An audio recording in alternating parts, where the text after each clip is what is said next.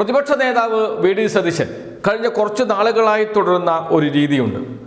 നുണ പറയുക, വസ്തുതാവിരുദ്ധമായ കാര്യങ്ങൾ പറയുക, അത് ആവർത്തിച്ച് പറഞ്ഞുകൊണ്ടേയിരിക്കുക, അത് മാധ്യമങ്ങളിൽ വലിയ വാർത്തയായി നൽകുക. മാധ്യമങ്ങൾ വി ഡി സതീശൻ്റെ ഈ വസ്തുതാവിരുദ്ധമായ കാര്യങ്ങൾ ചോദ്യം ചെയ്യുക പോലും ചെയ്യുന്നില്ല. മാധ്യമപ്രവർത്തകരുടെ അറിവുകേട് കൊണ്ടാണോ അതല്ല ബോധപൂർവം അറിവുകേട് നടിക്കുകയാണോ എന്ന സംശയം മാത്രമേ ബാക്കിയുള്ളൂ. അത്രയ്ക്കും വസ്തുതാവിരുദ്ധമായ കാര്യങ്ങളെക്കുറിച്ചാണ് വി ഡി സതീശൻ നിരന്തരം പറഞ്ഞുകൊണ്ടിരിക്കുന്നത്. എന്തുകൊണ്ട് മാധ്യമപ്രവർത്തകർ തന്നോട് ഇതിന് എതിരായി ഒന്നും ചോദിക്കില്ല എന്നതുകൊണ്ട് തന്നെയാണ്. ചരിത്രത്തെക്കുറിച്ച്, രാഷ്ട്രീയ ചരിത്രത്തെക്കുറിച്ച് ബോധമില്ലാത്തവരാണ് തൻ്റെ മുന്നിൽ മൈക്കുമായി നിൽക്കുന്നത് എന്ന ഉത്തമ ബോധ്യമുണ്ട് വി ഡി സതീശന് എന്നതുകൊണ്ട് തന്നെയാണ്. അല്ലെങ്കിൽ ഇങ്ങനെ പച്ചക്ക് കള്ളം വിളിച്ചു പറയാൻ കഴിയില്ലല്ലോ. അങ്ങനെയൊരു വസ്തുതാവിരുദ്ധമായ കാര്യം അദ്ദേഹം പറഞ്ഞു കഴിഞ്ഞ ദിവസം. അത് കെ വി തോമസിനെ കുറിച്ചാണ്. കെ വി തോമസിനെ മുന്നിൽ നിർത്തി തൻ്റെ ഒരു ചെയ്തിയെ ന്യായീകരിക്കാനാണ് ശ്രമിച്ചത് V D Satheesan. V D സതീശന്റെ വാക്കുകൾ കേൾക്കാം. മുഖ്യമന്ത്രി ഇട്ടിരിക്കുന്ന പടത്തിന്റെ പുറകിലെ ഒരു സാധനം എഴുതിയിട്ടുണ്ട്. എന്താണ്? കേക്ക്. സംവാദം. ഒരു സംവാദം സംഘടിപ്പിച്ചു. എന്താണ്?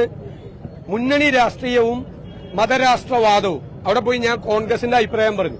പണ്ട് ഞാൻ CPM-ന്റെ വേദിയിലും CPI-യുടെ വേദിയിലും ഇവരുടെ എല്ലാവരുടെ വേദിയിലും എല്ലാവരും പോകുമായിരുന്നു. പണ്ട് സംവാദത്തിനും സെമിനാറിനും എല്ലാം എല്ലാവരും പോകും.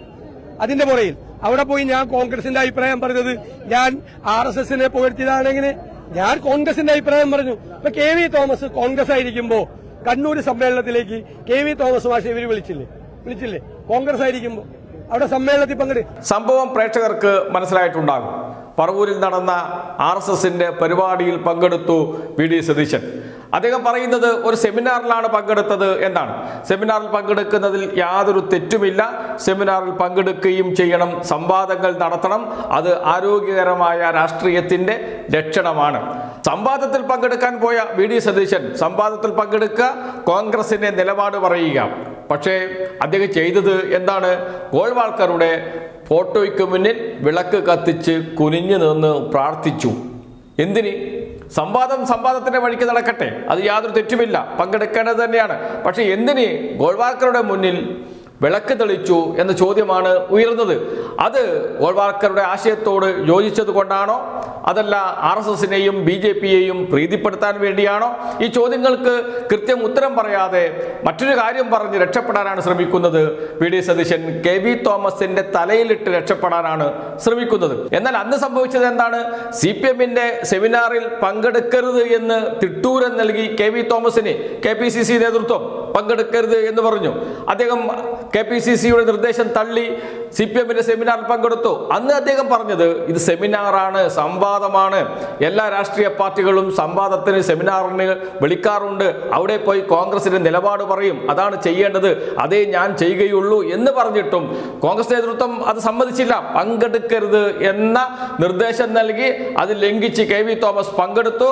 അദ്ദേഹത്തെ കോൺഗ്രസിൽ നിന്ന് പുറത്താക്കി. RSS-ന്റെ പരിപാടിയിൽ പങ്കെടുത്ത വി ഡി സതീശൻ ഇപ്പോൾ പ്രതിപക്ഷ നേതാവാണ്, KPCC-യുടെ മുതിർന്ന നേതാവാണ്. എന്നാൽ CPM പരിപാടിയിൽ പങ്കെടുത്ത കെ വി തോമസ് ഇപ്പോൾ കോൺഗ്രസിന്റെ പുറത്താണ്. എന്തിനെ കോൺഗ്രസിൽ നിന്ന് പുറത്താക്കി? ആ ചോദ്യത്തിന് പക്ഷേ വി ഡി സതീശൻ മറുപടി പറയുന്നില്ല.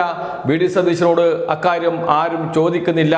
കാരണം കെ വി തോമസ് CPM-ന്റെ സെമിനാറിൽ പങ്കെടുത്തതിനെ കുറിച്ചോ അന്ന് നടന്ന വിവാദങ്ങളെ കുറിച്ചോ അന്നത്തെ കോൺഗ്രസിന്റെ നിലപാടിനെ കുറിച്ചോ അറിയുന്നവരല്ല മുന്നിൽ നിൽക്കുന്ന താരതമ്യേന ചെറുപ്പക്കാരായ മാധ്യമപ്രവർത്തകർ എന്നതുകൊണ്ട് തന്നെയാണ് വി ഡി സതീശൻ രക്ഷപ്പെട്ടു പോകുന്നത്. എന്നാൽ സോഷ്യൽ മീഡിയ ഇത് വലിയ ചർച്ചയാക്കി മാറ്റുകയും ചെയ്തിട്ടുണ്ട്. ഒരു കാര്യം ഉറപ്പ് പറയാം, വി ഡി സതീശൻ എന്താണ് പറയുന്നത് എന്ന് വി ഡി സതീശന് കൃത്യമായ ധാരണയുണ്ട്.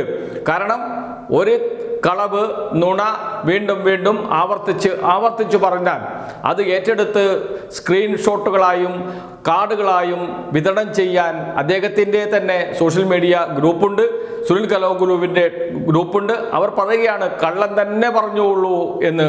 അതാണ് ഇപ്പോൾ വി ഡി സതീശൻ ചെയ്തുകൊണ്ടിരിക്കുന്നത്. പക്ഷേ വി ഡി സതീശൻ്റെ നിലവാരം ഓരോ ദിവസം കഴിയും തോറും താഴോട്ടാണ് പോകുന്നത് എന്ന് അദ്ദേഹം പോലും മനസ്സിലാക്കുന്നില്ല എന്ന് തോന്നുന്നു.